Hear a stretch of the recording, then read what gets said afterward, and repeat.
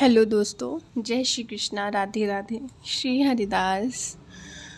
मैं आज कुछ ग्रंथ पढ़ रही थी। उसमें एक संवाद आया कि पितामह और द्रौपदी और स्वयं श्री कृष्ण ठाकुर जी का। तो मैंने सोचा कि इसके ऊपर आपको भी सुनाना चाहिए। तो चलिए मैं आपको सुनाती हूँ। गलती हो जाए उसके लिए क्षमा कीजिएगा। तो कवि लिखता है, खुद तो बाहर खड़े रहे, भीतर भेजा पांचाली को, यतिवर बाबा के चरणों में जाकर अपना मस्तक रख दो। तो श्री कृष्ण जानते हैं कि इस समय जो पितामह है वो क्या कर रहे होंगे। आगे सुनिए। अर्धरात्रि की बेला में बाबा की लगी समाधि थी, मन हरि चरणों में रमता था, कहीं कोई नाधि व्याधि थी। तो इस समय जो पितामह है वो अर्धरात्रि में हरि के चरणों में समाधि लिए बैठे हैं। आगे सुनिए। बाबा ने देखा चरणों में झुकती हुई सधवा नारी है, सधवापन को है दर्शाती, तन पे पड़ी रंगी साड़ी है। दीपक के प्रकाश में बस पितामह इतना ही देख पाए कि लाल है उसके वस्त्र का रंग, और कोई सधवा सी स्त्री जो बस आकर चरणों में पड़ी है। आगे क्या कहते हैं। आशीर्वाद मुख से निकला, सौभाग्यवती तू रह बेटी, मेहंदी का सुरंग ये हाथों से तेरे कभी नहीं छूटे बेटी। तो श्री ठाकुर जी के चरणों का यह प्रगाढ़ ध्यान, उसी समाधि की स्थिति में श्री खुद स्वयं पितामह ने ये कह दिया, मैं वर देता हूँ हे पुत्री, सिंदूर से मांग न खाली हो, सौभाग्य तुम्हारा अटल रहे, तू पुत्र कुमारों वाली हो। जैसे ही पितामह के मुख से ये सब निकला तो द्रौपदी बोल उठी, बाबा ये क्या फरमाते हो, अब कह बैठे हो तो और कहो, तुम सत्यवती कहलाते हो। द्रौपदी ने कहा कि अब बाबा ये कह दिया है तो अब आपको कुछ और भी कहना होगा। मेरे पांचों पतियों में से यदि एक भी मारा जाएगा, आशीर्वाद बाबा क्या झूठा नहीं हो जाएगा।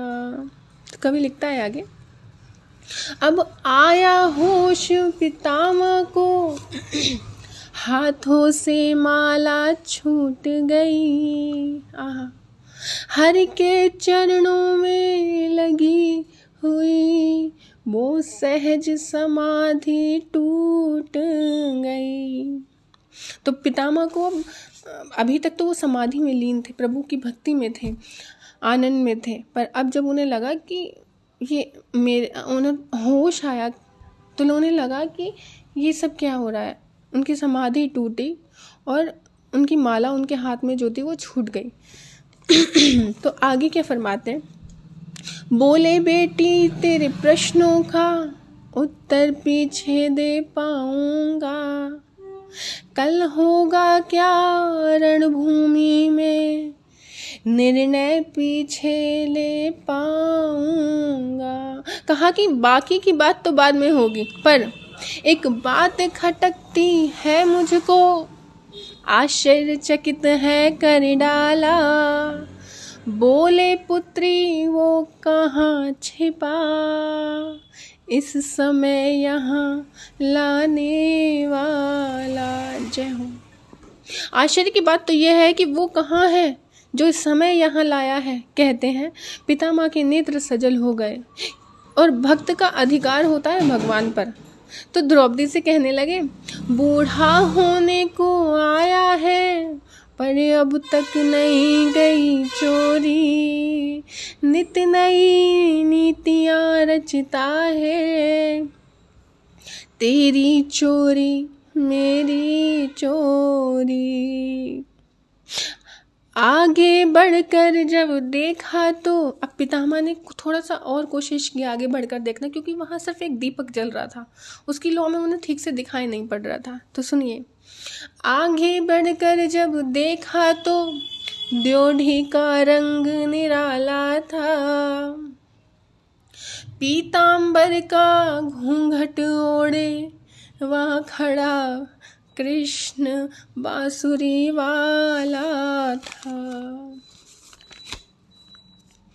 आगे सुनिए, कहते हैं द्रौपदी का जूता था पीतांबर के कोने में, वहाँ लगे कन्हैया हंसने में और यहाँ लगे पितामह रोने में। तो पितामह ने अब ठीक से कन्हैया को देख लिया कि वो जो घूंघट ओढ़े खड़ा है पीताम्बर में, वो और कोई नहीं, वो द्रौपदी नहीं, वो स्वयं कन्हैया है। अब आगे की आप पंक्तियाँ सुनिएगा, बहुत मधुर है।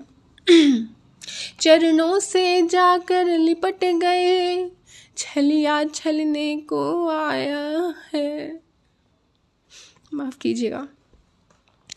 भक्तों के कारण देखो तो दासी का भेष बनाया है। अब द्रौपदी की ओर मुख करके पितामह कहते हैं, ओ द्रुपद सुता मेरी पुत्री, तूने कुल पवित्र कर डाला है, पहरा देता है जो तेरा वो जगत रचाने वाला है। कि द्रौपदी अब तू निश्चिंत हो जा, जाओ बेटी निश्चिंत रहो, अब निश्चय विजय तुम्हारी है, पतियों का बाल क्यों बाका हो, जब रक्षक कृष्ण मुरारी है, जब रक्षक कृष्ण मुरारी है।